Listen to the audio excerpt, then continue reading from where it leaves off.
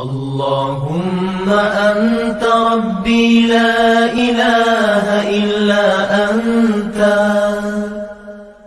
خلقتني وأنا عبدك وأنا على عهدك ووعدك ما استطعت أعوذ بك من شر ما صنعت أبوء لك بنعمتك علي وأبوء بذنبي فاغفر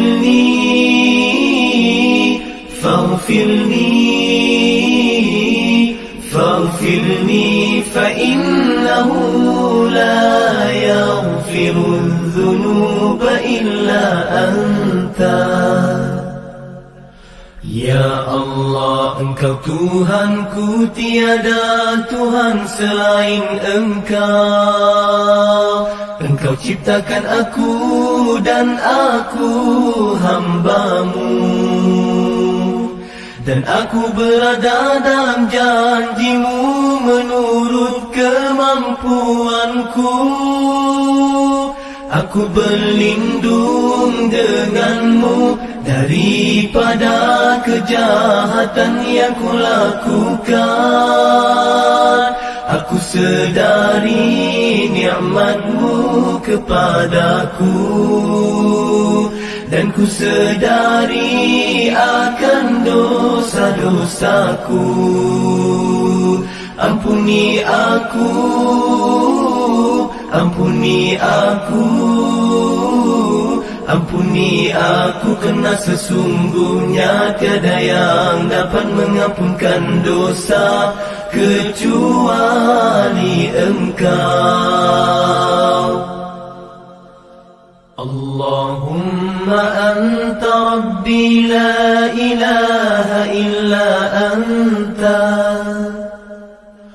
خلقتني وأنا عبدك وأنا على عهدك ووعدك ما استطعت أعوذ بك من شر ما صنعت أبوء لك بنعمتك علي وأبوء بذنبي فاغفر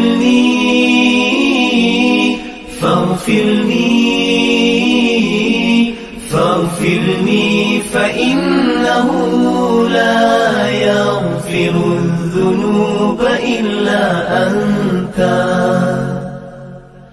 Ya Allah, Engkau Tuhanku, tiada Tuhan selain Engkau. Engkau ciptakan aku dan aku hamba-Mu, dan aku berada dalam janji-Mu menurut kemampuanku. Aku berlindung dengan-Mu daripada kejahatan yang kulakukan. Aku sedari nikmat-Mu kepadaku. Minasyaitonirrajim. Bismillahirrahmanirrahim. Thumma atba'a sababa hatta idza balagha baina as-saddain wajada min dunihima qauman la yakaduna yafqahuna qawla.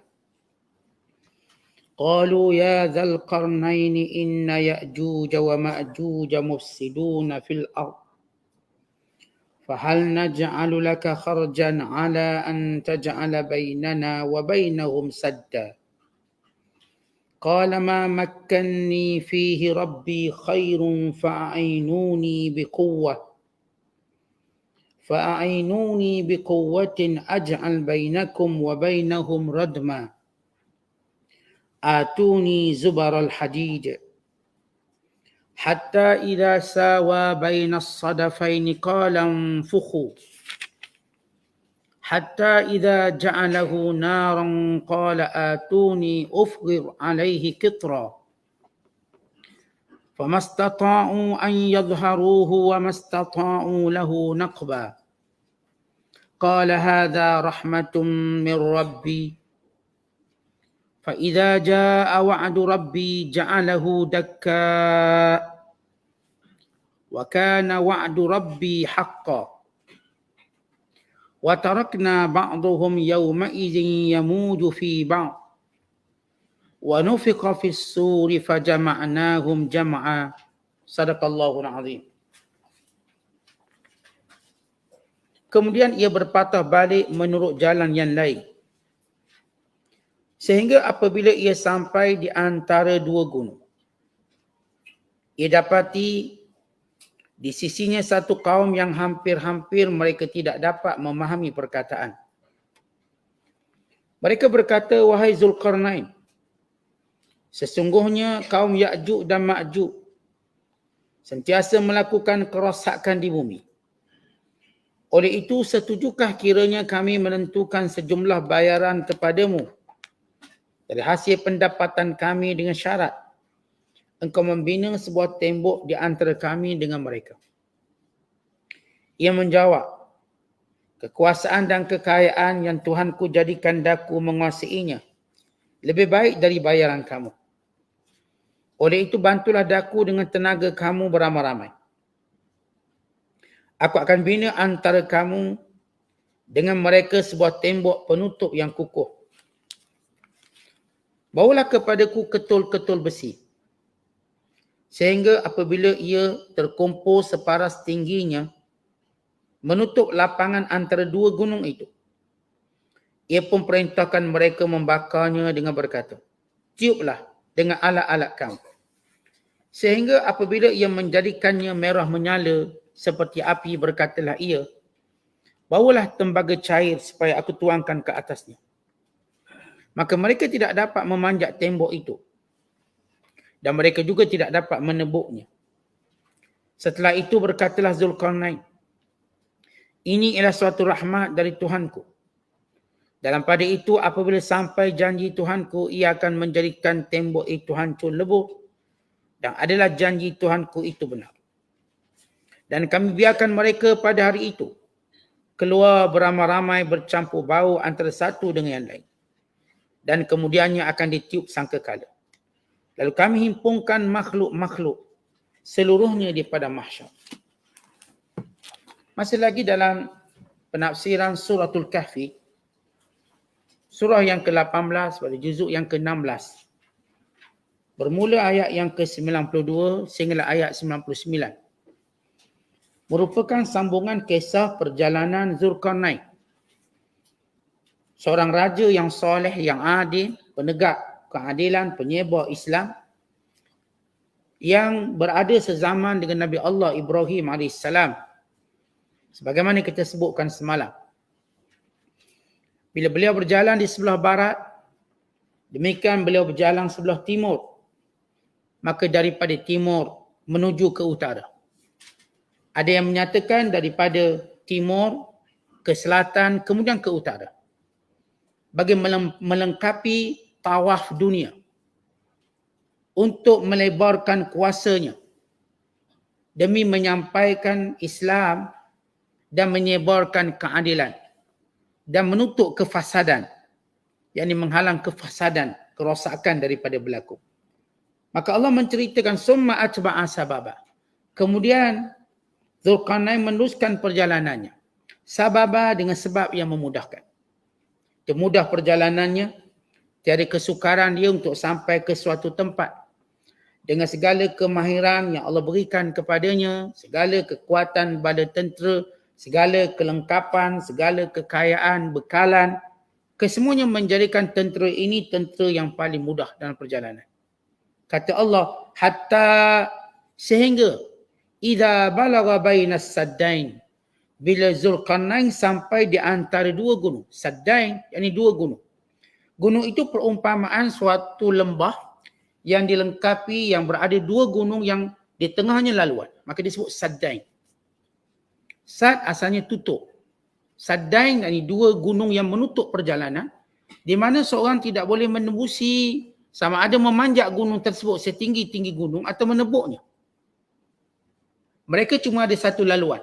Kerana itu disebut bainas saddain, dua laluan. Dan laluan itu digunakan oleh orang ramai untuk melaluinya dan termasuk Ya'juj Ma'juj. Maka Allah Ta'ala cerita, wajada min dunihima, Zulkarnain mendapati antara dua gunung ini qauman, satu kaum. La yakaduna yafqahuna qawla, hampir tidak memahami perkataannya. Kerana kaum ini tidak bercakap bahasa biasa kerana mereka berada dalam keadaan terpencil. Ia bukan kaum yang bergaul. Ia dianggap sebagai kaum badui. Dia kalau kaum bergaul, kita dapat faham juga. Jadi kalau kita belajar sejarah Melaka sebagai contoh. Macam-macam negara datang, macam-macam bangsa datang, namun mereka dapat berkomunikasi. Hatta negara-negara maju bila dihimpunkan semua bangsa-bangsa, mereka masih mampu berkomunikasi kerana mudah pembelajaran bahasa. Kerana pergaulan yang berlaku setiap hari. Namun kaum ini kaum badui yang tidak pernah bergaul, yang berada dalam pedalaman, yang setengah ulama menyatakan dia berada di kawasan Kaukas. Kaukas itu satu kawasan di Armenia dan Azerbaijan. Dan berhampiran dengan Georgia, berhampiran dengan Dagestan. Ini dinamakan kawasan Kaukas. Itu kawasan yang penuh gunung ganang. Kawasan yang antara satu rumah dengan satu rumah begitu jauh. Kan terkenal dengan banjaran gunung yang tinggi. Dan tingginya sekata. Dia bukan jenis rendah tinggi, dia tinggi sekata. Sehingga ia membentuk seperti tembok. Dan membentuk seperti suatu husun. Yang ini satu halangan untuk manusia menembusinya, memanjaknya ataupun menebuknya. Kerana sifatnya yang keras. Melainkan mereka mengharapkan laluan antara celah-celah gunung. Laluan yang ada cuma antara gunung. Lorong-lorong antara gunung. Itu saja laluan. Ini tempat tinggal mereka. Di mana Allah Ta'ala cerita, mereka tak bercakap bahasa yang difahami. Qalu, lalu mereka berkata, Ya Zulkarnain, wahai Zulkarnain. Setengah ulama menyatakan Allah Ta'ala berikan kelebihan pada Zulkarnain untuk memahami bahasa melalui ilham. Setengah menyatakan bahawa Nabi Allah Zulkarnain mempunyai penterjemah bahasa yang mampu menterjemah setiap kaum. Sebagaimana kebiasaan raja-raja, orang-orang besar, mereka ada golongan tertentu yang menjadi penterjemah. Pama kerajaan Parsi, dia ada penterjemah dalam bahasa Arab untuk berhubung dengan bangsa Arab. Dia ada penterjemah bahasa Rom untuk berhubung dengan orang Rom, penterjemah. Maka penterjemah yang berkata melalui apa yang diucapkan oleh kaum ini, Ya Zulkarnain, wahai Zulkarnain, inna Ya'juj, sesungguhnya Ya'juj wa Ma'juj dan Ma'juj. Menunjukkan dia satu ataupun dua kaum. Satu bernama Ya'juj, satu bernama Ma'juj. Mufsiduna fil ard. Mereka sentiasa melakukan kerosakan. Kerana bila mana mereka masuk, mereka akan hancurkan segala tanaman. Mereka akan bakar semua rumah, mereka membunuh semua manusia. Kerana sifat mereka lebih suka untuk, kita sebut, kalau hari ni kita panggil vandalism, merosakkan. Dia bukan macam empire-empire yang ada yang bertujuan meluaskan kawasan, yang bertujuan mengambil kekayaan, yang bertujuan menjadikan manusia hamba. Tetapi mereka ini membunuh manusia. Mereka ingin merosakkan semua yang dimiliki oleh manusia. Itu yang mereka inginkan. Mereka tiada keinginan untuk menjajah. Sebagaimana mana-mana peperangan-peperangan yang berlaku. Sifat mereka lebih pada merosakkan, hancurkan. Bunuh semua orang. Dia tak ada istilah tawang-tawang, tak ada. Dia akan bunuh semua orang. Dia akan bakar semua rumah. Dia akan hancurkan semua tanaman. Dia akan rosakkan semua binatang-binatang ternakan. Maka sebab itu disebut mufsiduna fil ard. Fahal naj'alu laka kharjan. Boleh tak kami bayar sejumlah hasil tanaman kami? Hasil pendapatan kami, dipanggil kharjan atau kharaj. Cukai. Kami bayar cukai tak apa. Macam kita kata boleh tak buat highway, kami bayar tol. Macam tu. Buat satu laluan untuk kami. Atau buat sekatan dan hadangan untuk kami. Antaja'ala bainana wa bainahum sadda. Supaya antara kami dengan Ya'juj Ma'juj ini ada penghadang. Sadda artinya ada suatu penghalang. Qala ma makkanni fihi rabbi. Lalu kata Zulkarnain, apa yang Allah berikan pada aku? Makan ni yang Allah berikan kepada aku. Fihi Rabbi, dengan segala nikmat, harta benda, duit, kesihatan semua. Khairun, lebih baik daripada tawaran kamu. Bila kaum ni kata kami bayar. Kata Zulkarnain tak bayar-bayar. Allah dah beri aku kekayaan. Allah dah beri aku cukup. Lebih baik daripada apa yang kamu nak tawar. Ya, kalau kamu nak tawar, nak bayar sejumlah sekian-sekian, aku ada lebih banyak daripada apa yang kamu tawarkan. Kata Zulkarnain, fa'ainuni biquwah. Cukup kamu bantu aku dengan segala tenaga kamu ada. Kamu bantu. Artinya ini suatu kerja besar buat satu tembok. Sehingga bala tentera Zulkarnain pun tak cukup untuk membina tembok sebesar-besar tembok. Dan minta bantuan. Kenapa dia minta bantuan? Kerana orang kampung di situ lebih tahu mana nak dapat bahan-bahannya. Dan juga kepakaran-kepakaran yang ada. Aj'al bainakum wa bainahum radma. Aku jadikan antara kamu dan antara mereka radma, penghalang. Radam, penghalang. Suatu penutup yang akan menutup laluan perjalanan ini. Supaya mereka tak lalu. Atuni zubar al-hadid. Berikan kepada aku zubar. Zubar yang kepingan-kepingan. Al-hadid, besi. Bawa aku kepingan-kepingan besi. Tak kira besi, bawa je besi. Bawa banyak-banyak besi. Hatta iza sawa bainas sadafain. Lalu Zulkarnain menyusunnya. Antara dua gunung tadi, ni ada satu laluan, disusun besi sampai sama tinggi dengan gunung. Maknanya bos, ini suatu engineering yang hebat. Ini bentuk arkitek yang hebat. Dihimpunkan besi setinggi gunung. Maknanya tembok ni begitu kukuh. Sehingga Allah menyebut hatta iza sawa. Sawa sehingga sama. Bainas sadafain, antara dua gunung. Sadafain, dua gunung. Dia panggil sadaf, tempat tinggi. Tinggi dua gunung ni, ini lorong yang biasa Yajuj Majuj lalu keluar untuk menghala ke kampung-kampung berdekatan. Atau ini laluan dia. Dia hancur satu kampung, dia balik semula. Dia hancur satu kampung, dia balik semua. Maka dia seronok, gembira dengan merosakkan. Ini perangai Yajuj Majuj. Dia bila dah rosak sesuatu, dia rasa seronok. Macam manusia lain, kalau dia dapat sesuatu, dia rasa seronok. Kita kalau dapat ambil sesuatu daripada orang, kita seronok. Jadi milik kita. Yajuj Majuj, dia bukan nak milik. Dia nak hancurkan. Dia kalau kita sebut zaman budak-budak nakal dulu, yang jenis suka khinak ni, yang jenis suka rosakkan. Kita elok-elok buat, apa nama ni, processing ke atau daripada tanah, pantai buat. Dia pergi, dia tolong pijak lah. Pijak, lepas tu dia pun lagi. Dia seronok. Lepas tu kita buat, dia pergi pijak lagi. Jenis budak nakal. Itu sikit-sikit lah nakal, tapi kita tak katalah dia Yajuj Majuj. Dia nakal, perangai nakal dia macam seronok tengok benda tu rosak. Dia bukan nak pun, dia nak tengok benda rosak, dia tengok orang nangis, dia seronok. Dia tengok orang tu penat, dia seronok. Ini perangai Yajuj Majuj. Dia kerjanya ialah dia seronok melihat kebinasaan. Itu pelik, dia amat pelik. Kalau mana-mana negara lain kalau jajah, dia tetap bawa pembangunan negara tu. Katakan Inggeris jajah Malaysia. Ialah walaupun banyak dia ambil daripada kita, tapi dia bina juga sesuatu. Dia bina juga sesuatu, dia buat bandar sebagai contoh. Dia buat itu, dia buat ini, dia buat jalan kereta api. Adalah benda ditinggalnya pada kita. Mana-mana penjajah, walaupun dia banyak merompak hasil negara yang dijajah, tapi dia masih meninggalkan kesan-kesan yang baik untuk penduduk negeri. Tapi Yajuj Majuj tak.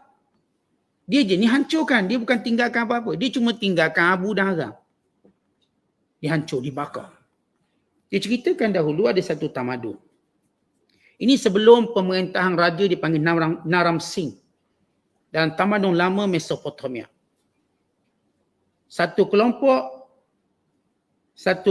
bangsa yang mereka ini memang bila mereka serang satu negara, mereka akan hancurkan tempat tu, kemudian mereka balik semula. Seperti persis bagaimana Yajuj Majuj. Mereka ini.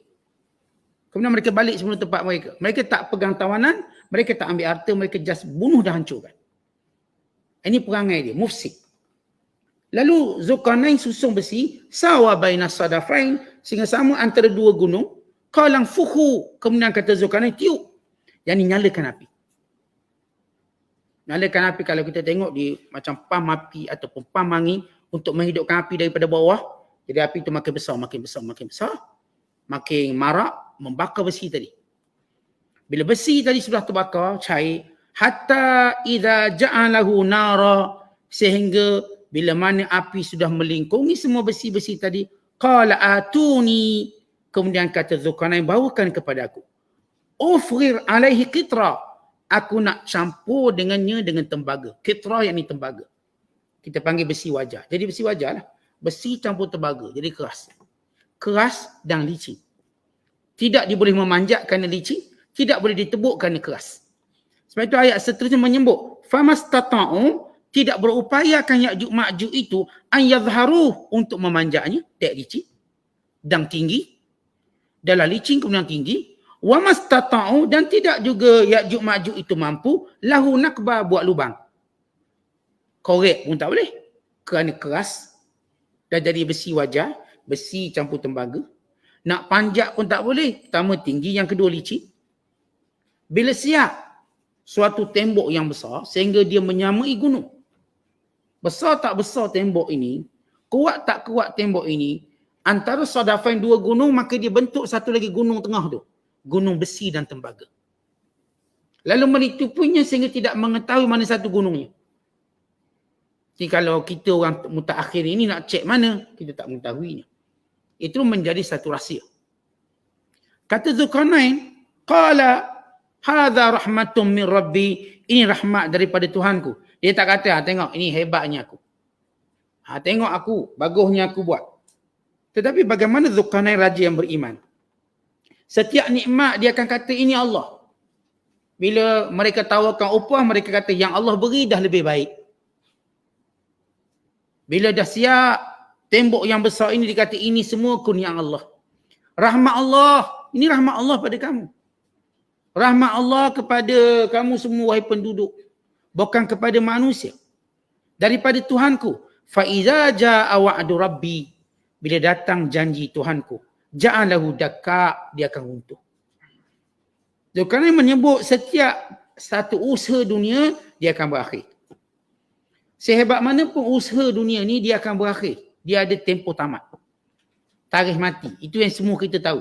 Kita ni pun ada umur mati kita. Hebat mana pun kita usaha untuk hidup, hebat mana pun kita usaha untuk tak sakit, hebat mana pun kita usaha untuk sihat, kita akan mati. Sama juga bangunan, sama juga penempatan, sama juga mana-mana alat, mana-mana gadget, mana-mana benda, tool yang kita buat. Bila datang janji Allah, dia akan hancur. Dia akan rosak. Ni yang buat satelit, sampai janji Allah dia akan jatuh. Aqmarus Sinaiyah, ini satelit angkasa lepas. Semua benda atas dunia ni, namanya dunia, dia akan ada tempoh dakak hancur. Untuk semua menyadari, ini tembok yang paling kuat dalam dunia. Paling kuat, yang dibina oleh bala tentera, dibina dengan penduduk kampung, besi dan tembaga, dan dibina dengan segala kemuliaan, dengan karamahnya, dengan segala ilmunya. Bayangkan ilmu bercampur dengan karamah. Ini kehebatan binaan tersebut. Namun, Zulkarnain kata bila sampai waktu ja'alahu dakka, Allah yang akan jadikan dia musnah, binasa. Wa kana wa'du rabbi haqqan, dan adalah janji Tuhanku benar. Arti Zulkarnain mengetahui satu hari nanti bahawa Ya'juj Ma'juj ni akan terlepas. Dan Zulkarnain mengetahui ini ialah tanda-tanda kiamat. Semua para nabi mereka mengetahui tanda-tanda kiamat. Cuma beza detail atau tidak. Sebagaimana semua nabi-nabi tahu akan adanya Dajjal. Sebagaimana disebut dalam hadis. Kata Nabi SAW, tidak ada nabi yang dibangkitkan melainkan anzara qaumahu bid-Dajjal, memberi amaran kepada kaumnya tentang lahirnya Dajjal. Tapi Rasulullah menyebut dengan lebih detail. Artinya dari nabi-nabi dulu lagi dah cerita tentang kiamat. Kerana kiamat persoalan besar. Bukan kiamat ni mutaakhir ini baru cerita kiamat. Atau zaman Nabi Muhammad sallallahu alaihi wasallam baru cerita kiamat. Ini peristiwa besar. Bila peristiwa besar, daripada Nabi dulu lagi dah cerita kiamat. Maka keluarnya Ya'juj Ma'juj sebagai tanda kiamat. Wa tarakna ba'dhum, dan ketika mana runtuhnya tembok itu, kami biarkan Ya'juj Ma'juj ini. Setengah mereka itu yauma idzin yamuju fi ba', akan bercampur antara satu sama lain. Perkataan yamuj seperti datang berombak banyak ramai-ramai. Bagaikan ombak. Wahum min kulli hadabin yang silun. Mereka bagaikan turun daripada tempat yang tinggi. Macam air turun tempat tinggi. Laju. Dek ramai. Rakus. Orang baru sudah merdeka. Tahu orang baru sudah merdeka. Tengok anak-anak kita baru merdeka SPM pun dah panjat pagar dah. Punya seronok. Ini Ya'juj Ma'juj yang dah kena kurung lama. 1000 tahun kena kurung. Kalau kita dah sebut zaman Nabi Ibrahim dengan Nabi Isa AS 2000 tahun. Dan zaman Nabi Isa dengan zaman Nabi Muhammad SAW 560 tahun. Dan zaman Nabi SAW dengan kita lebih kurang 1443 tahun. Maknanya average-nya 4000 tahun kena kurung. 4000. 4000 hingga 5000 tahun. Bayangkan. Makhluk yang kena kurung tak pernah bercampur dengan orang selama hampir 5000 tahun. Lalu keluar daripada kurungan. Betapa mereka teruja dan seronok. Bahkan Allah menggambarkan mereka bagaikan air yang turun dari tempat tinggi. Mereka bagaikan ombak datang. Ramai mereka ni macam ombak datang. Sehingga bercampur gaul dengan manusia yang lain. Wa nufikha fis-sur. Dan pada ketika itu kami akan tiupkan sangkakala. Fajama'nahum jam'a. Dan kami himpunkan mereka semua. Allah Ta'ala nak beritahu dalam ayat ini bahawa waktu keluarnya Ya'juj Ma'juj satu tempoh yang hampir dengan kiamat dan tiupan sangkakala. Maka bila kita sebut tentang antara jasa besar Zulkarnain ialah memenjarakan Ya'juj Ma'juj. Para ulama ketika mana membincangkan siapa Ya'juj Ma'juj, mereka mengatakan ia kaum manusia. Kelompok manusia. Dia bukan kelompok jin, bukan juga kelompok alien, bukan. Ia kelompok manusia yang menjadi satu ujian kepada manusia. Allah jadikan ia sebagai ujian daripada keturunan Yafis bin Nuh. Ada cerita kata bahawa Ya'juj Ma'juj ini lahir ketika Nabi Adam AS dia turun daripada langit.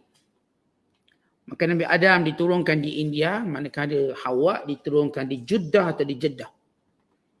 Kalau Adam dia pun cari, sampailah Nabi Adam sampai ke Mina. Bila sampai ke Mina, kepenatan, maka beliau pun tidur. Bila tidur bermimpi. Sebab dalam syurga bersama Hawa, dah lama tak jumpa, maka mimpi. Dia waliknya manusia, suami isteri, bila dah lama tak bersama, dia boleh mimpi. Mimpi bersama. Maka bila mimpi bersama, air mani Adam itu jatuh ke tanah.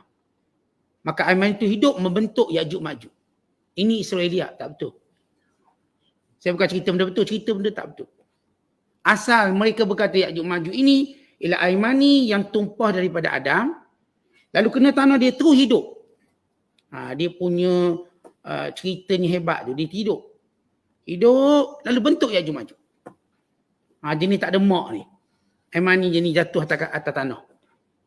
Maka cerita ini ialah cerita Israeliat. Yang kata Ya'juj Ma'juj ni ialah makhluk yang besar. Besar dia. Maka ini juga cerita palsu. Dia tak besar. Dia manusia. Manusia macam kita lah. Ada 2 kaki, 2 tangan. Ada mata. Bahkan disebut dalam hadis Nabi SAW. Ketika mana Rasulullah menyebut tentang sifat Ya'juj Ma'juj. Muka dia. Nabi kata, iradul wajh. Muka lebar. Dia muka lebar.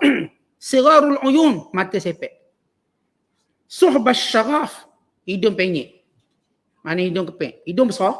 Hidung besar tapi dia kemek. Hidung dia. Kemudian min kulli hadabin yang silun. Ka'anna wujuhahum al-majan mutlaqah. Umpama mukanya macam kalau orang berperang dia ada dia punya perisai dia. Orang kampung saya panggil penyangga perisai. Muka mereka bagai perisai. Kasar, besar, lebar. Dan orang melihat muka ini sifatnya sama dengan orang Tatar dan Mongol. Sebab itu sebagian ulama dulu menganggap bahawa Ya'juj Ma'juj itu ialah kelompok Tatar dan Mongol. Dan dengan kerosakan yang dibawanya, menghancurkan banyak kerajaan, termasuk kerajaan Islam Abbasiyah.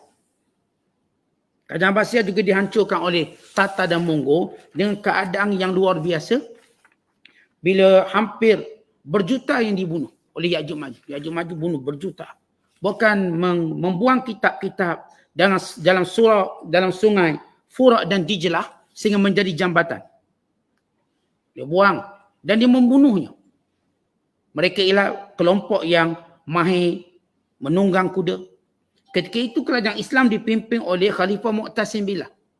Mati dibunuh. Iaitu yang berlaku pada tahun 656 Hijriah. Setengah mereka mengatakan, ini ialah Dajjal. Iaitu kaum Mongol. Tapi bila kita baca sejarah kaum Mongol, daripada timur, daripada Kublai Khan, sampailah kepada yang memerintah kota Baghdad, Timor-Leste, dan lain-lain pembantu ataupun kita katakan panglima-panglima mereka seperti Hulagu dan lain-lainnya, kita dapati sesudah mereka menjajah kota Baghdad, mereka memeluk Islam. Bila Timor-Leste, salah seorang daripada keluarga kerajaan ataupun kelompok Tatar dan Mongol ini memerintah Baghdad dan memeluk Islam. Dan kita dapati di India ada kerajaan Mongol Islam yang disebut sebagai kerajaan Khilji yang memerintah ataupun Mughul atau Mongol atau agak sebut Mughul yang memerintah selama 300 tahun di India. Secara Islam. Sedangkan Ya'juj Ma'juj ni tak Islam, kafir. Maka sebahagiannya menyatakan ia satu kaum yang kita tak tahu, tapi bila Rasulullah menyebut sifat wajahnya, ia wajah Asia. Ya'juj Ma'juj ni wajah Asia. Iaitu sifat muka bulat besar dan nampak kasar mukanya. Matanya sepek, siraru a'yun, matanya halus je, sirar. Sempit matanya dan hidungnya kemik, hidungnya tak mancung. Maka itu memang sifat orang Asia. Dengan keadaan mereka punya rambut yang panjang, disebut dalam hadis, rambutnya panjang sampai mencecah kaki. Dia jenis rambut panjang belakang ni, geng-geng pendekar lama. Jenis rambut panjang dan mereka mahir dalam menunggang kuda. Cukup mahir dalam menunggang kuda. Kalau kita nak baca satu hadis, kerana cerita Ya'juj Ma'juj disebut dalam surah Al-Kahfi dan diceritakan dalam surah Al-Anbiya. Ada dua surah cerita tentang Ya'juj Ma'juj. Dan dalam surah Al-Anbiya bagaimana Allah Ta'ala menceritakan, hatta idza futihat Ya'juj wa Ma'juj wa hum min kulli hadabin yansilun waqtarabul wa'dul haq. Dan surah Al-Anbiya ayat 96-97 kata Allah, sehingga bila mana terbuka pintu Ya'juj Ma'juj, lalu mereka keluar bagaikan aliran air yang jatuh daripada tempat yang tinggi. Datang dengan laju, waqtarabal wa'dul haq. Ketika itu hampir janji Tuhan, yakni kiamat.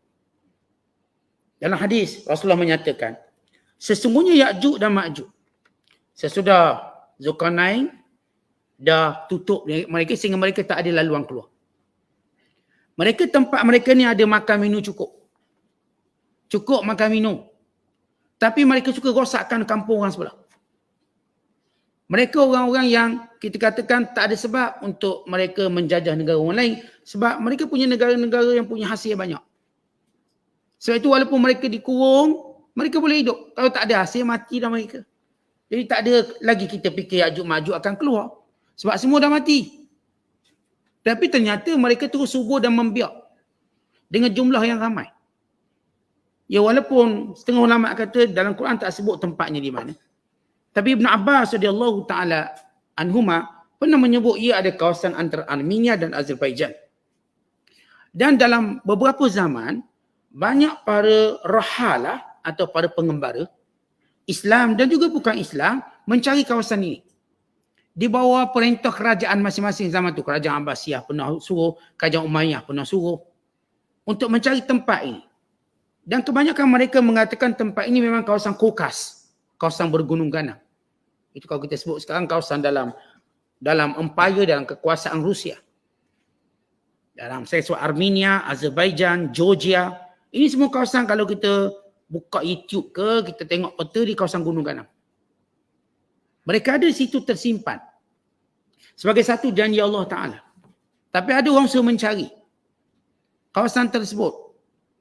Dan melihat bekas-bekas besi yang masih sisa-sisa besi daripada pembinaan yang ada kawasan gunung ganang, dijumpa serpihan besi yang banyak. Zubar. Serpihan besi-besi yang banyak. Lalu mereka menganggap inilah kawasannya. Dan mereka cuba mendarat helikopter tapi sukar. Dan untuk berada di dalamnya lagi sukar. Namun Rasulullah menceritakan bagaimana Ya'juj Ma'juj terus menggali lubang. Gali untuk keluar. Ya'juj Ma'juj tak berusaha untuk panjat. Kerana mustahil mereka panjat. Usaha mereka ialah tebuk lubang. Rasulullah satu hari masuk ke rumah Zainab binti Jahash. Salah seorang daripada isteri Nabi SAW. Lalu Rasulullah masuk dalam keadaan takut. Dakhala 'alaiha fazi'an, dalam keadaan cemas.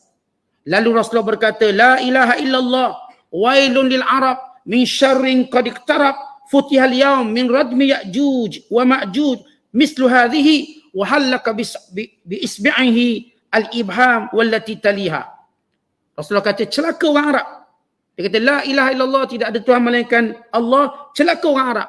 Dengan kejahatan yang menghampirinya, telah terbuka lubang radmu, atau kita kata benteng, telah terbuka benteng Ya'juj Ma'juj.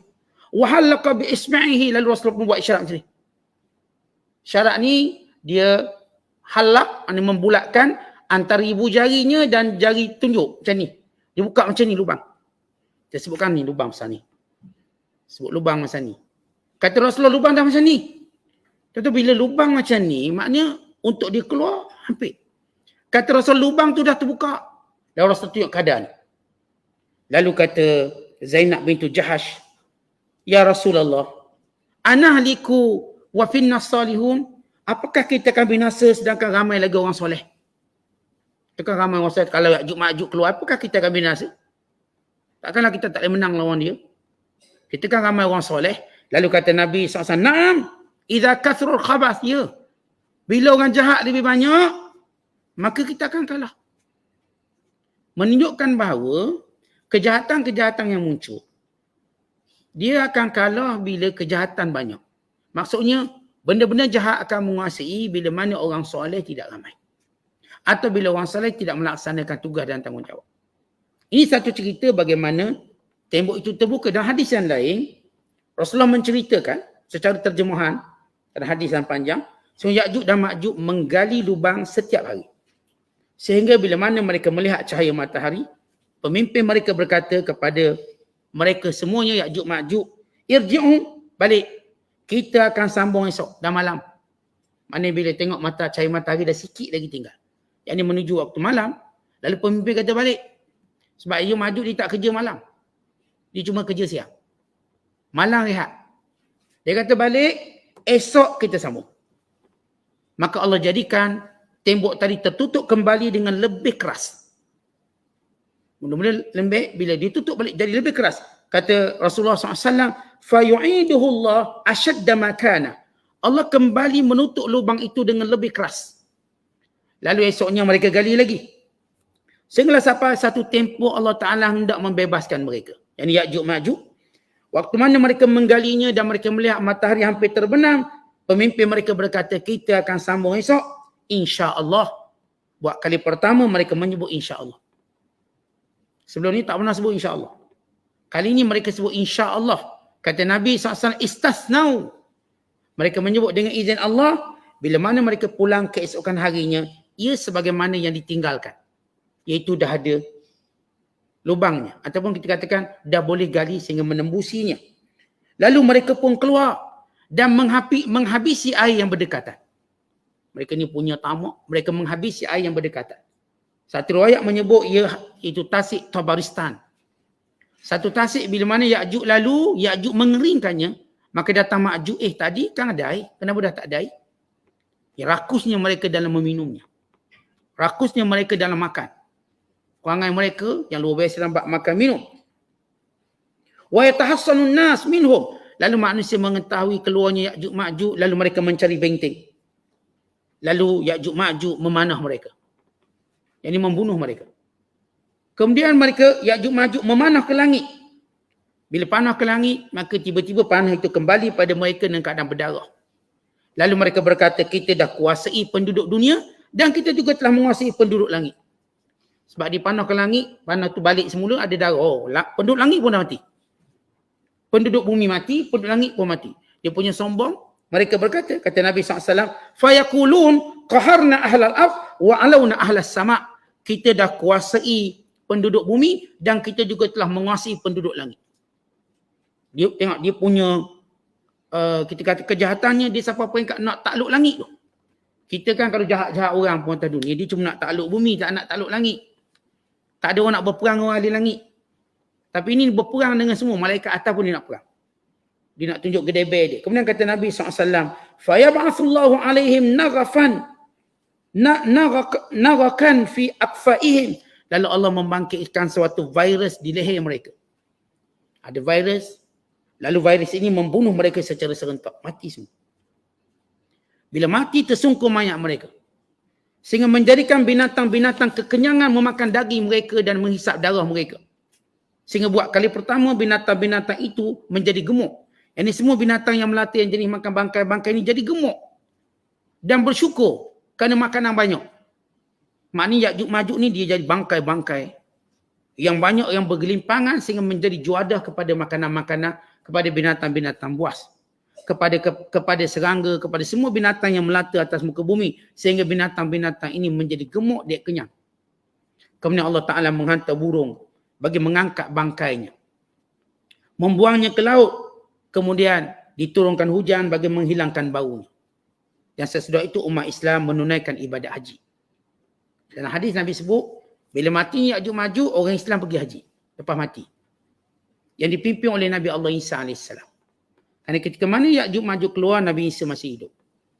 Semua manusia tahassun atau kita katakan mencari tembok dan mencari tempat perlindungan termasuk Nabi Isa. Kerana mereka mengetahui mereka tidak dapat mengalahkannya. Nabi Isa tahu, Nabi Isa tak boleh kalahkan. Dan orang Islam juga tahu tak boleh kalahkan.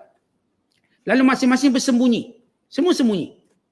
Sembunyi sehingga Allah matikan Ya'juj Ma'juj. Selepas berapa tempoh mereka duduk di bumi dan ketika itu dah kembali tenang kembali dunia ini, maka umat Islam menunaikan ibadat haji. Barulah berlakunya kematian Nabi Isa, maka diikuti dengan penggantinya yang memerintah selama 7 tahun selepas kewafatan Nabi Isa. Dengan pemerintah yang adil seperti Nabi Isa. Kemudian mati pula orang tu yang adil tadi, lalu manusia kembali menjadi sesat dan menyembah berhala. Dan ketika itulah berlakunya kiamat. Datang tiupang sangkakala, meranakkan semua dunia. Ketika itu tidak ada orang beriman. Artinya mati pemimpin dan mati orang Islam semua.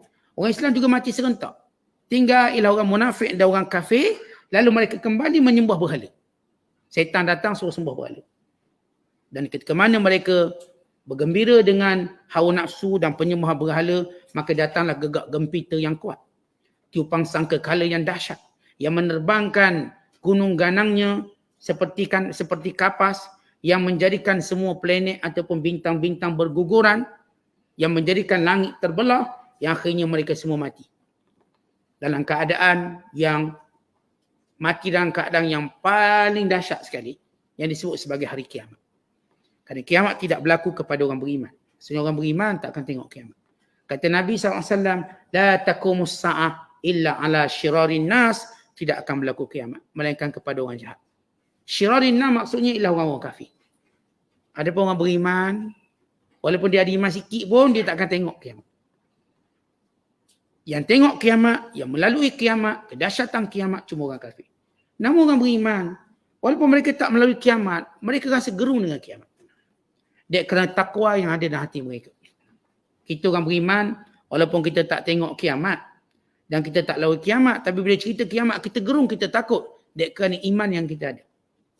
Kerana ia hari yang dahsyat, ia hari menunjukkan kemurkaan Allah Subhanahu Wa Taala. Wallahu a'lam. Assalamualaikum.